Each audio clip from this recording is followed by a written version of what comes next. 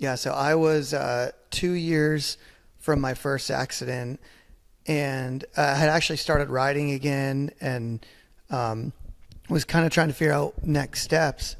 Mm-hmm. And we have a mutual friend, Kevin Durham. He has a ministry. This is my story, and I had signed a contract to go on staff with them, where you actually tell athletes testimonies and stories and put those out there. And a week after signing that, I was helping trim trees at a church in Orlando, and the main power line arced over, and I got 12 to 21,000 volts to ground. I had fourth and fifth degree burns all over my upper body. You kind of don't even hear about fourth and fifth degree. Even my burn center had never had a fifth degree burn survivor at that time. Jeez. You have third degree, which burns through the layers of skin. Fourth burns the muscle, and fifth starts burning bone.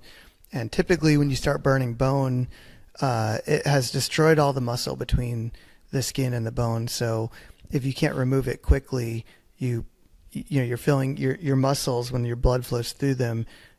A dead muscle is basically just bacteria. It's poisoning your blood, and you go septic. And it's unless you can amputate quickly and it's on an extremity, it's usually fatal.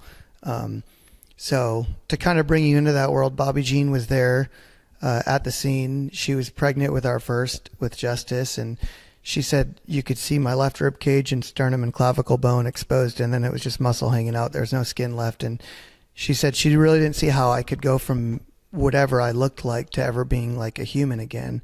And the EMTs were holding her back and holding her back, and eventually let her through. And she just said, I said goodbye in the best way I could, because it just didn't look like there was any chance. And then by the time I got to the hospital, I'd already fallen into a coma.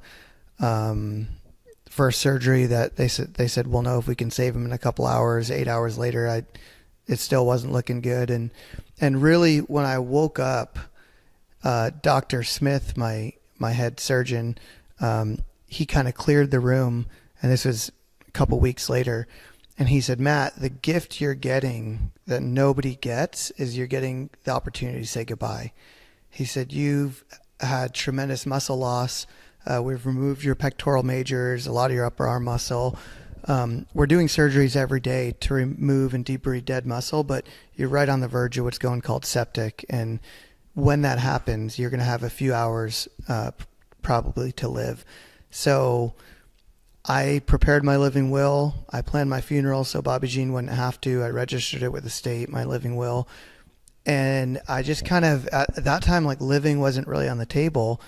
And we were about 2 weeks from our gender reveal. And I said, I don't care what they say. I'm going to live to find out if we're having a boy or girl.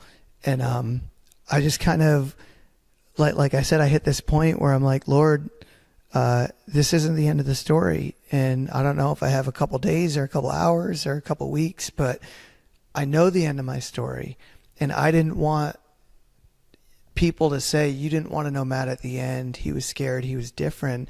It was, man, what does it look like to choose joy today?